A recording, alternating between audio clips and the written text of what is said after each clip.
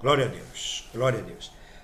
Esses dias atrás eu venho acompanhando pela internet a batalha que nós estamos tendo com a questão da perseguição contra o Evangelho, contra a Bíblia, né? E aparecem muitas coisas terríveis que preocupam, né?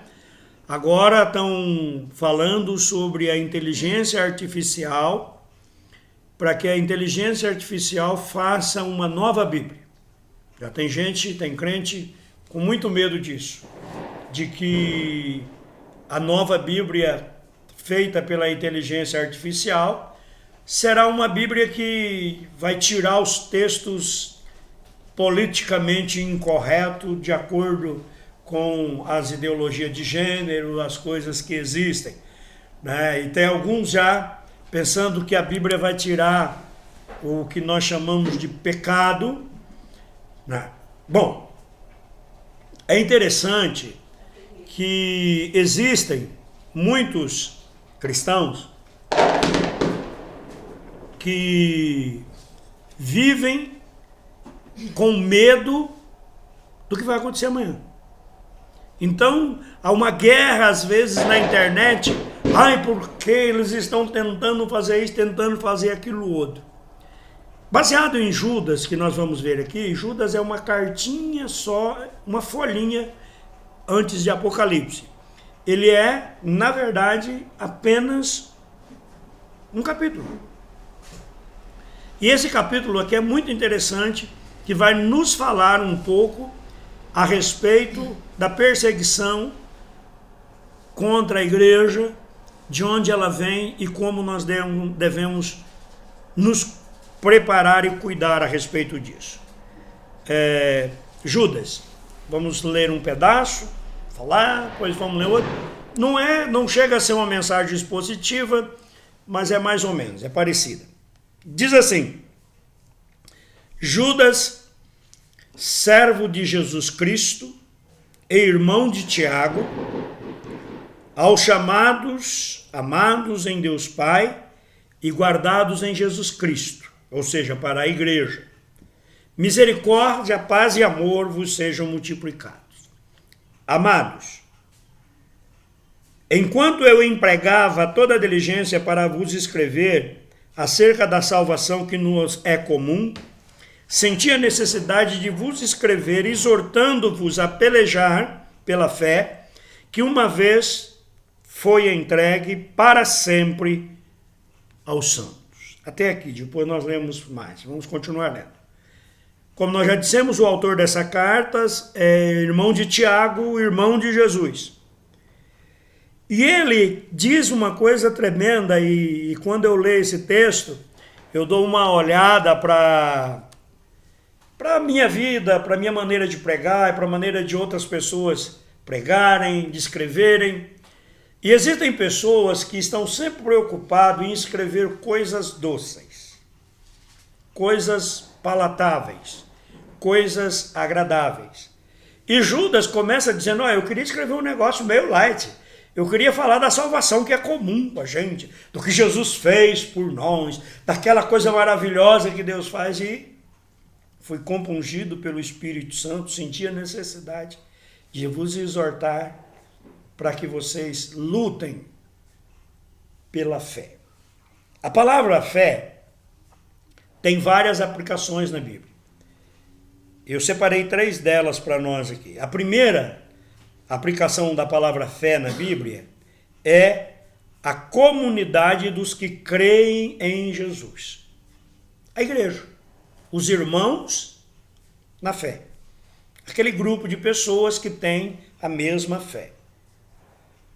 A segunda utilização, aplicação da palavra fé na Bíblia é um dom divino que nos capacita a tomar posse das dádivas divinas.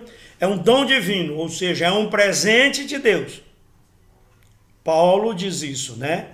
Que nós somos salvos por meio da fé, e isso não vem de nós, é um presente de Deus. Paulo diz que a fé vem pelo ouvir e ouvir a palavra de Deus.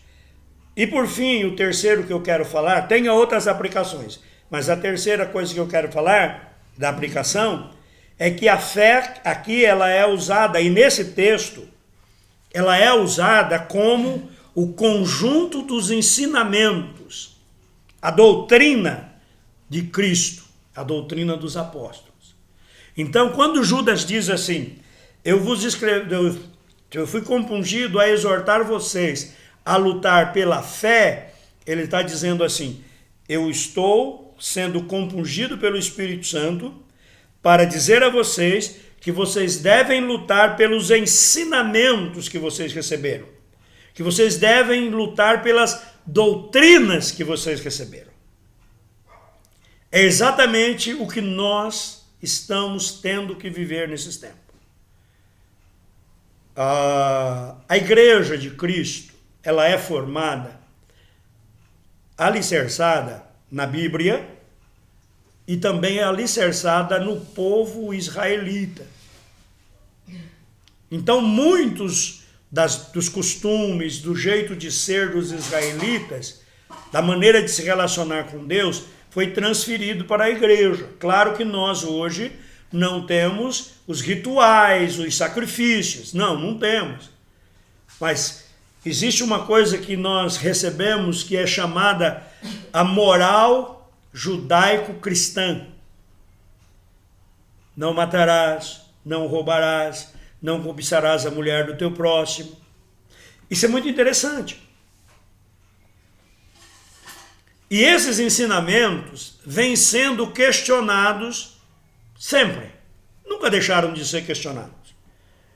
Mas nesses últimos tempos nós estamos sendo bombardeados porque os costumes estão mudando, está se criando uma cultura que não se baseia nos ensinamentos bíblicos, não se baseia nessa dita moral judaico-cristã. Então, por exemplo, a Bíblia diz que adulterar é pecado. E nós tínhamos no Código Nacional de Leis que adultério era crime. Por causa do adultério, havia a separação e a mulher ou o homem, normalmente a mulher, né? Porque nessas leis só pega pro lado das mulheres, né? Que adulterasse, ela perdia tudo. Quantas vezes o casal estava em dificuldade e procuravam um detetive para pegar em flagrante a traição. Porque baseado na traição em flagrante, seria mais fácil o divórcio e com direitos que normalmente não se tinha. Bom, hoje em dia já não é mais assim. Adultério não é mais crime. Antigamente tinha a tal da defesa da honra. Ou seja, uma pessoa, ela tinha a sua moral, o seu modo de ser, como algo que não podia ser tocado. E a lei amparava aquela pessoa que reagisse no caso da honra dela ser ferida. Como no caso de adultério. Muitas vezes a pessoa não se controlava e acabava assassinando ou batendo na traidora ou no traidor. E quando ia para a justiça havia uma atenuante porque ele tinha cometido crime em defesa da honra. Tirou-se isso dos nossos tribunais. E por aí vai. A questão das vestimentas. A questão do comportamento social, né? A luta do feminismo, muitas coisas que falavam justas, mas hoje a gente vê que se encaminha para um outro lado.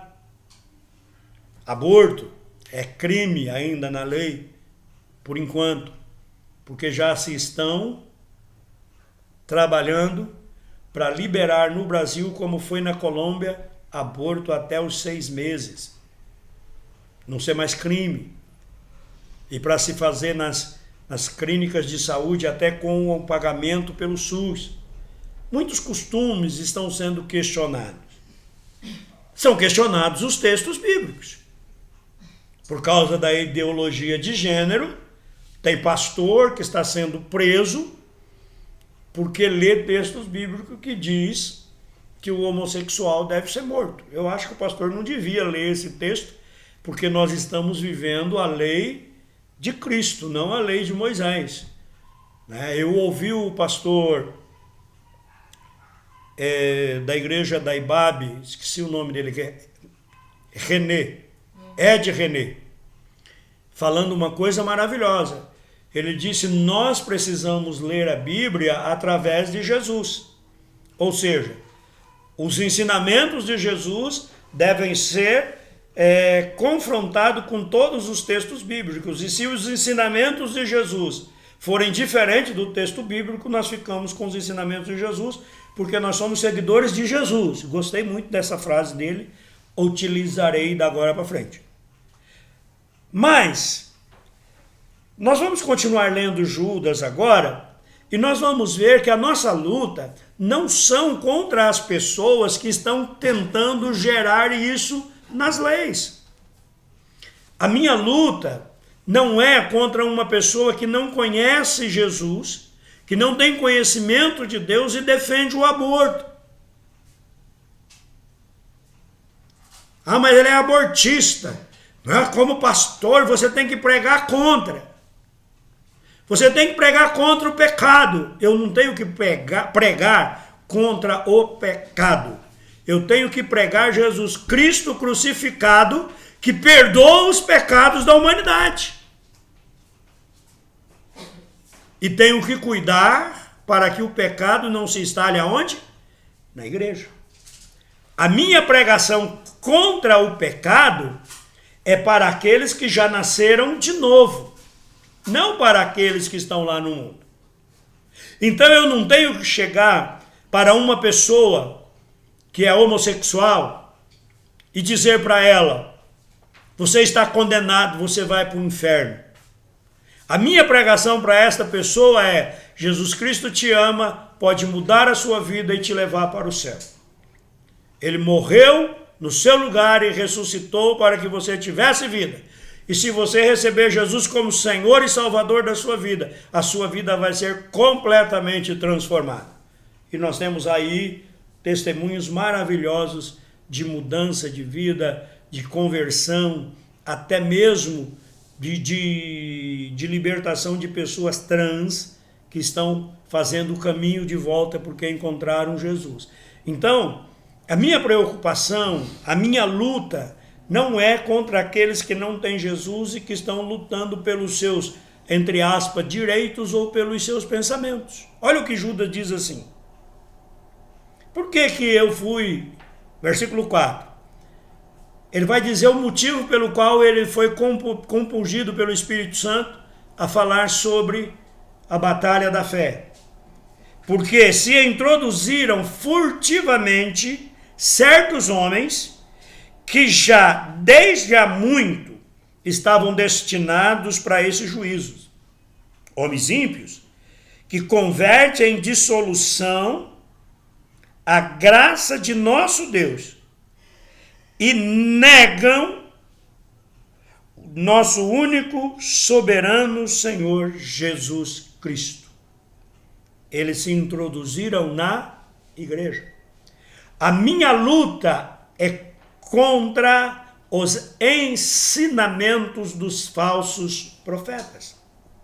A tua luta como cristão é para que você mantenha na sua vida o padrão moral que a palavra de Deus ensina, os valores que a Bíblia ensina. Nós acabamos de cantar: quero andar de valor em valor e seguir a Jesus, meu Senhor, até nos encontrarmos com Ele no céu. Então nós não temos que lutar contra as pessoas de fora. Eu tenho que me levantar e botar o dedo na cara daquele que, se dizendo cristão, começa a ensinar a mentira. Ah, mas é perigoso, irmãos. É muito difícil. É muito difícil. Porque eles chegam pregando um Jesus que é escravo do homem. Um Deus que só existe para dar ao homem o que o homem quer. E com isso eles juntam multidão. E usando textos bíblicos fora do contexto, eles dizem que Deus vai dar para você todas as coisas. E as pessoas amam isso. E olha, pega um texto de Paulo, que diz assim: se Deus não nos negou Jesus, antes o entregou por nós, como não nos dará todas as coisas? Eles pulam um pedacinho do versículo. E o pedacinho do versículo é o pedacinho chave que diz assim: não nos dará com Ele todas as coisas. Eles pegam o apóstolo Paulo dizendo assim: posso todas as coisas naquele que me fortalece. Eles tiram naquele e colocam Cristo, cabe. Posso todas as coisas em Cristo que me fortalece. Daqui a pouco eles tiram Cristo e dizem assim: eu posso, você pode todas as coisas. Mas Paulo está dizendo isso? Não. Paulo está dizendo que ele pode viver com fartura e pode viver com pobreza, que ele pode até passar fome e que nada vai conseguir nos separar do amor de Deus, porque ele pode suportar todas as coisas. Ele pode ter lá no banco uma fortuna que ele vai ser fiel. E ele pode estar sem nada, até sem o que comer, que ele vai continuar sendo fiel, que não são as circunstâncias humanas que vai mudar a fidelidade dele. Só que Judas diz que esses homens terão julgamento. Olha o que ele diz no versículo 5: quero lembrar-vos, se bem de que já uma vez para sempre soubesse isso, que Deus, havendo salvo um povo, tirando da terra do Egito, destruiu os que não creram.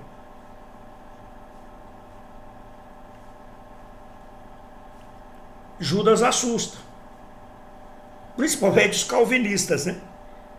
Porque Judas fala que Deus vai matar aqueles que ele mesmo salvou, porque os caras começaram a andar por caminho errado, saíram do caminho.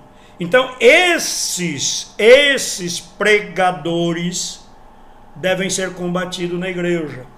No versículo 6, Judas diz assim: aos anjos que não guardaram o seu principado, mas deixaram sua própria habitação, Deus os tem reservado em prisões eternas, na escuridão, para o juízo do grande dia. Ele continua dizendo: assim como Sodoma e Gomorra e as cidades circunvizinhas, que havendo se prostituído como aqueles anjos, e ido após outra carne, foram postas como exemplo, sofrendo a pena do fogo. O que Judas está dizendo? Judas está dizendo que não é só falar que Jesus é bom. Mas se eu falar que Jesus é bom, se eu falar das maravilhas de Deus e torcer a doutrina da palavra, os ensinamentos, a moral, os costumes da palavra, cabe a mim uma pena de condenação. Porque Judas está dizendo: Deus não se importou em destruir todos os que saíram do Egito e pecaram. Deus tirou o povo com mão forte do Egito. E quem tinha de 20 anos para cima morreu no deserto. Só teve 2 pessoas que não morreram no deserto: Josué e Caleb, que quando saíram do Egito tinham mais de 20 anos. Até Moisés, Arão, porque vacilaram. Ou seja, eu nasci de novo, eu estou em Cristo, agora eu posso fazer qualquer coisa, porque Jesus não vai me rejeitar. Não! É o contrário, a Bíblia diz que se você voluntariamente escolher o pecado, você vai ser destruído. Ah, pastor, mas o calvinismo ensina. Eu não sou calvinista, eu não vou ensinar calvinismo. Eu vou ler o texto bíblico e vou falar do texto bíblico. Eu vou ler o texto bíblico que Jesus diz assim: aquele que vem a mim, meu Pai me deu e de maneira nenhuma lançarei fora. Glória a Deus. Mas eu vou ler o texto bíblico que diz: aquele que pecar, esse morrerá. Aquele que voluntariamente pecar está condenado à destruição. Está na Bíblia também. Eu preciso entender a Bíblia como um todo. Ele continua dizendo assim, no versículo 8. Agora ele volta a falar a respeito desses pregadores que devem ser combatidos. Contudo, semelhantemente, também estes falsos mestres, sonhando, contaminam a sua carne, rejeitam toda a autoridade e blasfemam das dignidades. Mas quando o arcanjo Miguel, discutindo com o diabo, disputava a respeito do corpo de Moisés, não ousou pronunciar contra ele juízo de maldição, mas disse: o Senhor te repreenda. Estas pessoas, porém, blasfemam de tudo que não entendem, e naquilo que compreende de modo natural, como seres irracionais, mesmo assim se corrompem. Presta bem atenção. Ele está dizendo que os falsos mestres se colocam com os superiores. Você conhece gente assim, que está na igreja? Que ensina que ele está tão bem com Deus que a coisa é diferente com ele. Aquele que não teme nenhuma autoridade espiritual. Você não precisa ter medo do diabo. Jesus te deu todo o poder para pisar serpente, escorpião e toda a força de Satanás, todo o poder de Satanás. Mas você não deve brincar com Satanás. Jesus disse que se nós fôssemos picados por serpentes venenosas, não aconteceria nada conosco. Existe uma igreja nos Estados Unidos que as pessoas ficam manipulando cobra, cascavel, cobra venenosa. E já uns vários morreram porque foram picados pelas cobras. Porque a Bíblia não manda assim. Jesus, quando Jesus foi tentado por Satanás, aqui ele está falando do arcanjo Miguel, que não ousou lançar injúrias sobre Satanás, pelo contrário, disse: o Senhor te repreende. Como é que Jesus expulsou o demônio que estava tentando a ele no monte do jejum, da consagração, da tentação? Com a palavra, e a palavra de Jesus não foi assim: ah, você é um idiota, você não tem nada, cai fora. A palavra de Jesus foi: o Senhor te repreenda. Porque a minha força contra Satanás, ela é grande. Você também. Você nasceu de novo. Você sozinho tem uma maior força, maior poder do que o reino das trevas toda. Pode se levantar as obras do inimigo todinhas contra você e você permanece em pé. Ele não pode tocar em você. Mas não é por causa de você. É por causa daquele que está em você. E daquele em quem você está. Se você está em Cristo, a palavra está em você, e o Espírito Santo está em você, então você tem todo o poder de Deus à sua disposição para resistir ao completo reino das trevas, sozinho. Você não precisa de mais nada, você só precisa de se firmar no poder de Deus. E como Jesus, eu te repreendo, Satanás, em nome do Senhor Jesus, cai fora, e ele vai ter que te obedecer. Mas você não pode se jactar de você ser maior que Satanás. Quantos anos você tem? 50, 100, 60, 65, 70, 80, 120, 130, 200 anos? Está difícil viver 200 anos nesses dias. O Raul Seixas, muitos anos atrás, cantou uma música dizendo: eu nasci há 10 mil anos atrás. E se você ouvir aquela música, você vai ver que ela faz uma referência a Satanás, que nasceu há 10 mil anos atrás. Ele vai contando a história da humanidade e dizendo que ele estava lá, que ele tinha visto. Não sei quantos anos o diabo tem. Só sei que ele tem muito mais tempo de vida que você. Ele tem poder contra você? Não tem. Mas ele arma ciladas contra você. E se você não estiver firme em Cristo, você pode se machucar. A Bíblia está cheia de ensinamentos que nós devemos estar vigilantes e que devemos estar atentos contra as ciladas de Satanás. E a Bíblia está dizendo que quem segue essas pessoas também se machucam. Olha aqui o versículo 11. Ai deles, porque foram pelo caminho de Caim e por amor do lucro se atiraram ao erro de Balaão e pereceram na rebelião de Coré. Judas aqui cita o Antigo Testamento, coisas que aconteceram no Antigo Testamento. Balaão era um profeta numa região que era muito conhecido, porque as profecias dele eram boas, ele abençoava, ele amaldiçoava, e acontecia. E Balaque mandou chamá-lo para que ele fizesse uma maldição contra Israel. O Senhor disse para ele não ir. Deus apareceu para Balaão, disse para ele não ir. E depois os caras vieram e fizeram uma oferta de dinheiro maior e ele cresceu os olhos. E o Senhor falou para ele assim, Deus disse para ele, você vai, só que você vai falar o que eu vou falar. Pode ir. Ele foi e Deus falou, você não vai amaldiçoar Israel não. Você vai abençoar. Aí o que aconteceu? Ele chegou lá no monte que o Balaque levou ele para amaldiçoar.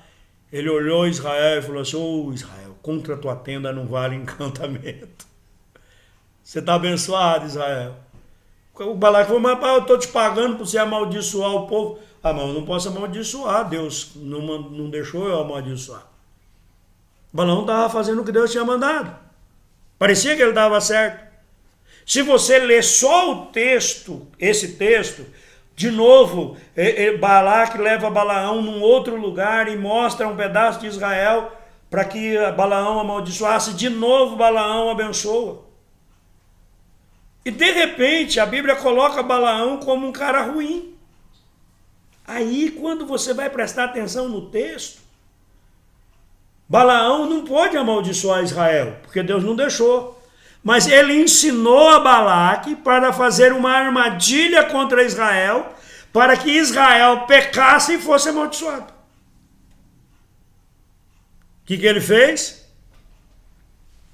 Aconselhou Balaque, fizeram lá uma tipo de uma festa, colocaram lá umas prostitutas bonitinhas e o povo de Israel adulterou com as mulheres. O que houve?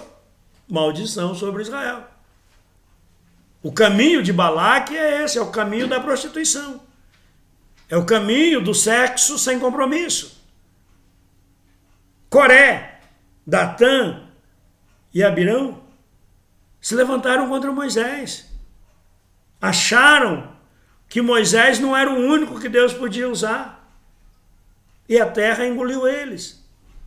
Esse povo, eles têm andado por esse caminho, atrás do lucro, atrás de ser famoso, ser famosinho.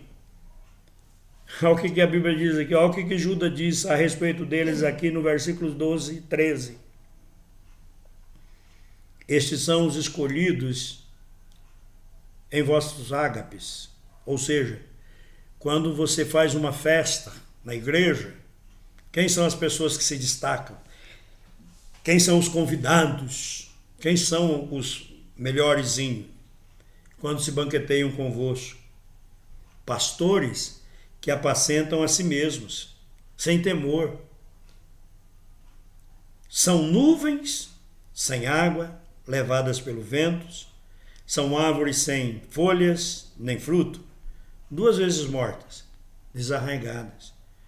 Ondas furiosas do mar, espumando as suas próprias torpezas, estrelas errantes, para as quais tem sido reservado para sempre o negrume das trevas. Gente, isso aqui é uma fotografia de um monte de pessoas que andam dentro das igrejas. Está escrito na Bíblia. Você não precisa se defender dos incrédulos. Você precisa prestar atenção naqueles que estão pregando, que estão dizendo que são de Deus, que são abençoadores do povo. Aí no versículo 14 ele vai dizer que para este também Enoque, o sétimo depois de Adão, profetizou dizendo: eis que veio o Senhor com seus milhares de anjos para executar juízo sobre todos e convencer a todos os ímpios de todas as obras de impiedade que impiamente cometeram e de todas as duras palavras que os ímpios pecadores contra Deus proferiram. Estes são murmuradores e queixosos, andando segundo as suas concupiscências, e a sua boca diz coisas muito arrogantes, adulando pessoas por causa do interesse. Muitos pregadores vivem assim. E aí ele vai nos chamar a atenção. Aí ele começa dizendo, versículo 17, mas vós, amados, lembrai-vos das palavras que foram preditas pelos apóstolos do Senhor Jesus Cristo, os quais diziam: nos últimos tempos haverá escarnecedores, andando segundo as suas próprias concupiscências.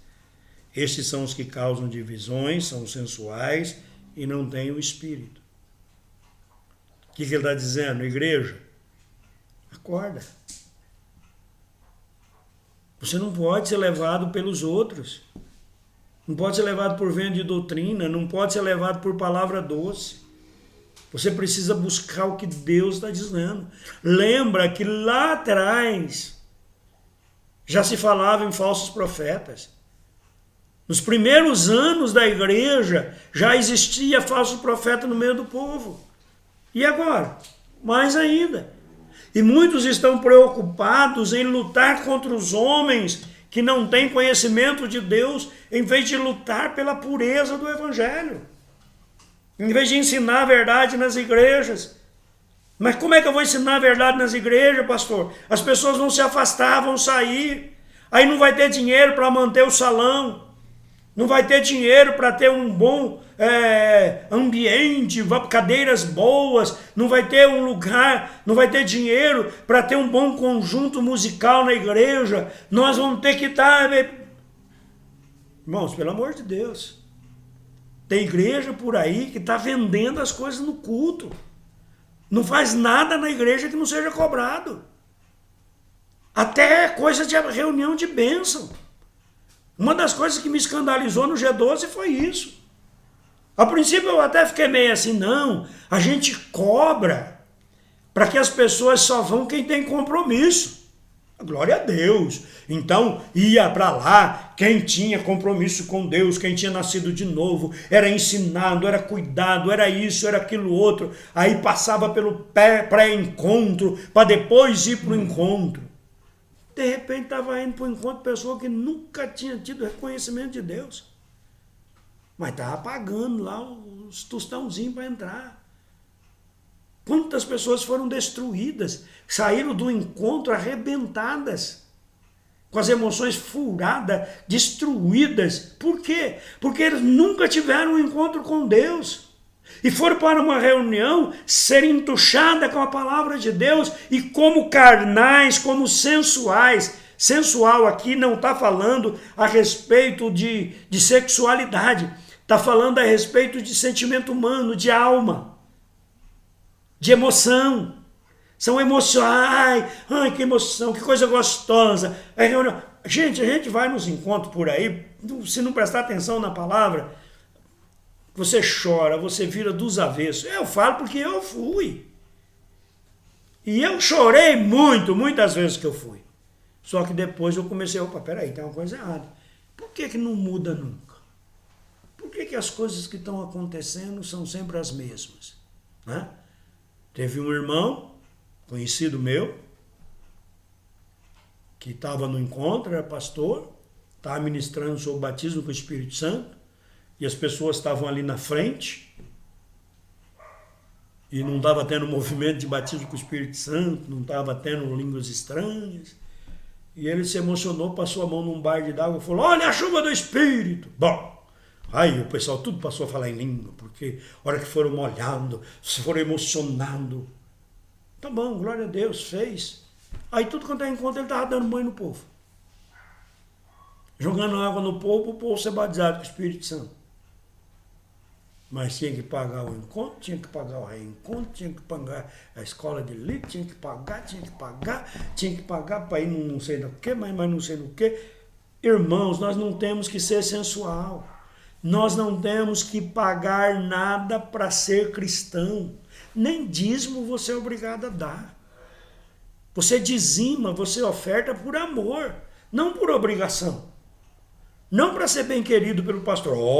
Aqui no hall de membros aqui, o irmão fulano é um bom dizimista. Isso é a maior idiotice que existe, irmão. Quem é o maior dizimista da igreja? Existe? Um irmão dá 10 mil reais por mês de dízimo. E o outro irmãozinho dá 10 reais. Quem é o maior dizimista?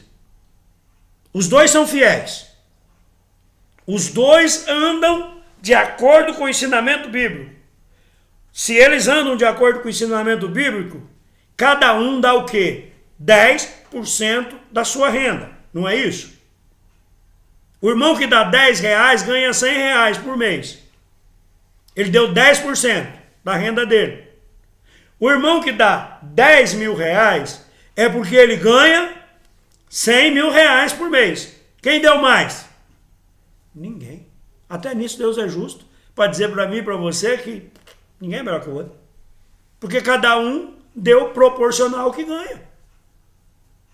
E cada um deu o que está escrito, 10%.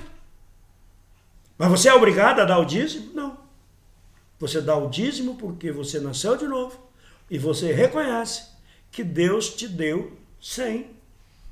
E por causa disso você devolve 10 em adoração a Deus, dizendo a Deus, olha, eu reconheço que foi você que me deu, você que é dono de tudo que eu tenho, e eu estou trazendo de volta aqui 10 reais, os 10% do que você me deu, vou ficar com 90% para mim, para que esses 10% seja usado para manter a tua obra. Dizimar é isso. Dizimar é ato de adoração, é ato de reconhecimento de Deus, não é obrigação. Ah, mas se eu não dizimar, Deus vai tirar minhas coisas. Não é assim que a Bíblia diz, não. E vamos por aí. Misericórdia. Olha o que ele diz. Mas vós, amados, edificando-vos sobre a vossa santíssima fé. Sabe? Os ensinamentos que vocês receberam, se edifique neles. Se encha do conhecimento da palavra de Deus. Não matarás, não roubarás, não adulterarás. Aquele que cobiça a mulher do próximo já adulterou. Dá o que você tem, dá aos pobres, dá aos necessitados. Dá àquela pessoa que tem fome, dá comida para ela. Esse é o ensinamento da palavra. Você não precisa ser de esquerda para ser uma pessoa que gosta de abençoar a comunidade. Você tem que ser seguidor de Jesus Cristo. Porque é Jesus que mandou você repartir o que você tem. Ah, pastor, como falaram para mim, o que o senhor está pregando aí tem que ser espiritual. Eu falei, mas por que espiritual? Ele falou, não, porque se eu for pegar o que eu tenho e dar para os outros, eu vou ficar pobre também. Eu falei, mas foi o que Jesus falou para o moço. Porque você está firmado na sua riqueza, você não está firmado em Jesus. Se você acha que Jesus é incapaz, que Deus é incapaz de manter você com uma boa condição financeira, porque você está obedecendo a Ele e distribuindo o que você tem, estou mandando você sair dando as coisas para ninguém, não. Hoje em dia você precisa tomar cuidado quando você vai dar esmola, até nisso. Procura saber o que você está fazendo. Mas se você achar que porque você deu, você vai ficar sem, Deus não vai repor, então você está miserável. Jesus disse isso. Quando os discípulos ficaram assustados quando Jesus falou sobre isso, os discípulos falaram para Jesus, e nós largamos tudo para te seguir. Aí Jesus falou, não existe uma pessoa que tenha deixado tudo para me seguir, que não ganhe nessa vida 100 vezes mais, e na futura a vida eterna. Conservai-vos no amor de Deus, esperando a misericórdia e esperando do nosso Senhor Jesus Cristo para a vida eterna. Permaneça na fé. Se encha da palavra. Só que, irmãos, a igreja tem que deixar de ser o clube do bolinha. Olha o que diz aqui. Apiedai-vos de alguns que estão na dúvida e salvai-os, arrebatando-os do fogo. E quanto aos outros, sede compassivos em temor, detestando até a roupa contaminada pela carne. Judas fala uma coisa maravilhosa. Judas fala, você tem que pregar o evangelho e você tem que ter dó das pessoas que estão sendo enganadas. Porém, você não pode se contaminar com as pessoas que estão sendo enganadas. Sabe aquelas pessoas que estão seguindo gurus por aí, gurus evangélicos, pastores da internet, ou pastores que estão de igreja em igreja fazendo grandes milagres e vivendo uma vida imunda diante de Deus? E as pessoas estão tão apaixonadas por eles, porque eles não pregam a verdade, porque eles não dizem que você precisa mudar de vida, que você precisa seguir a doutrina. Tenha misericórdia deles, mas não se contamine com eles. Se contaminar significa que você vai conviver com eles de uma maneira íntima. Não é que você vai ter relacionamento com pessoas. E Paulo diz isso, irmão. Paulo diz uma coisa maravilhosa. Olha, com certo tipo de pessoa não é nem para comer, não é nem para sentar na mesma mesa. E Paulo fala, não estou falando dos incrédulos, não. Estou falando dos que se dizem crente. Sabe esses irmãozinhos ruins de serviço, que não quer nada com Deus? Nem chama ele para almoçar na sua casa e nem aceite o convite dele, diz Paulo. Nós precisamos andar em santidade. E Judas termina fazendo uma oração maravilhosa e um reconhecimento de Deus maravilhoso, dizendo, ora, aquele que é poderoso para vos guardar de tropeçar e apresentar-vos ante a sua glória, imaculados e jubilosos, ao único Deus, nosso Senhor, por Jesus Cristo, nosso Senhor, glória, majestade, domínio e poder antes de todos os séculos e agora para todo sempre. Amém. Amém. Queridos, a nossa luta contra os ataques contra o Evangelho, contra a doutrina da palavra de Deus, não é contra pessoas que não têm conhecimento de Deus. Não é contra o Lula. A nossa luta não é contra o Lula e seus seguidores. A nossa luta não é contra o Alexandre de Moraes e seus parceiros. A nossa luta não é contra as feministas, não é contra os LGBTs da vida, que cada vez aumenta uma sigla. Não. A nossa luta é contra aqueles que se dizendo cristão e principalmente aqueles que se dizem líderes da igreja de Cristo, mas ensinam um falso evangelho. Pregam um evangelho que não tem nada de Deus. Um evangelho baseado em dinheiro, você dá, Deus te dá. Né? Quantas vezes eu já ouvi, você dá 10, Deus te dá 100. E as pessoas correm dar. E ele pede 10, depois ele pede 100, depois ele pede 1000. Né? Eu já ouvi pastor dizer assim, eu estou aqui, isso quando o dinheiro era valia, e quero tantas pessoas com R$1.000 aqui na frente para ofertar. Quero tantas com 500, tantas com 100, tantas com 50, tantas com 10, 5 e 2, ele não pediu. Ia dar muita grana. Então, queridos, não lute contra as pessoas que não conhecem Deus. Quanto a essas pessoas, você deve amá-las, orar por elas. Não é nossa função pedir que Deus mate alguém, porque ele é um incrédulo. Jesus morreu por eles. Sabe, quando eu olho para o Lula, o que ele representa do mal, das coisas erradas, biblicamente falando, a gente fica com asco, com nojo. Mas quantos cristãos estão lá babando ele? Eu não estou falando de babando porque, como homem de Deus, eles estão orando por eles. Não. Estou falando de adulando mesmo para poder ter benesses. Mas mesmo assim, o meu sentimento contra eles não pode ser de maldição. A Bíblia diz que eu devo abençoar e não amaldiçoar.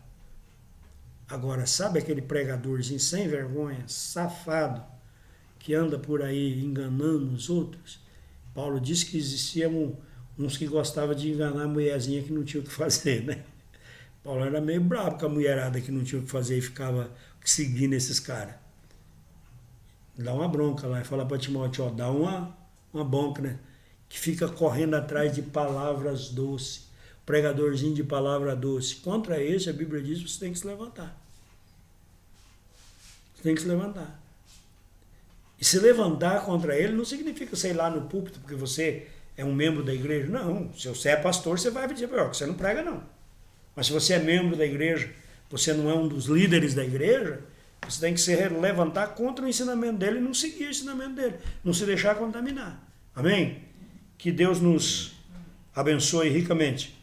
E que a palavra do Senhor fique no nosso coração para que nós continuamos firmes na palavra do Senhor e aprendamos a rejeitar os falsos mestres e os falsos ensinadores.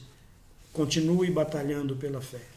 A verdade não mudou. Você é salvo porque você creu que Jesus, o Deus Filho, se fez homem, viveu como homem, morreu crucificado, ressuscitou ao terceiro dia, voltou ao céu. Você é salvo porque você ouviu dizer que Jesus Cristo assumiu o pecado da humanidade e foi crucificado como um cordeiro que estava sendo colocado no holocausto. E que essa morte de Jesus quebrou, rompeu o poder de Satanás, rompeu o poder do pecado. E que todos aqueles que recebem Jesus como Senhor são feitos novas criaturas. São livres do pecado, são livres do fogo do inferno para viver para sempre com Deus. E por quê? Não é para. Você não segue a doutrina da Bíblia para ser salvo. Você não se deixa a se envolver com o pecado para ser salvo. Você não se deixa envolver pelo pecado. Você segue a doutrina da palavra porque você é. Não é para, mas por quê? Porque você nasceu de novo, o Espírito Santo te capacita a rejeitar as obras de Satanás. Amém? Deus abençoe. Pai querido, em nome de Jesus eu oro para que a tua igreja acorde e que não fique lutando, Senhor, dando murro ao ar, dando murro em ponta de faca, como dizem por aí, mas que ele se levante contra os falsos mestres dentro da igreja. Que abençoe e orem por aqueles que estão lá fora, que não nasceram de novo, para que eles possam ser alcançados pelo teu evangelho, que a tua igreja pregue o teu evangelho, mas que viva a doutrina da tua palavra. Que sejamos imitadores de Cristo, Pai. Ajuda-nos em nome de Jesus. Em nome de Jesus. Amém, Jesus. Amém.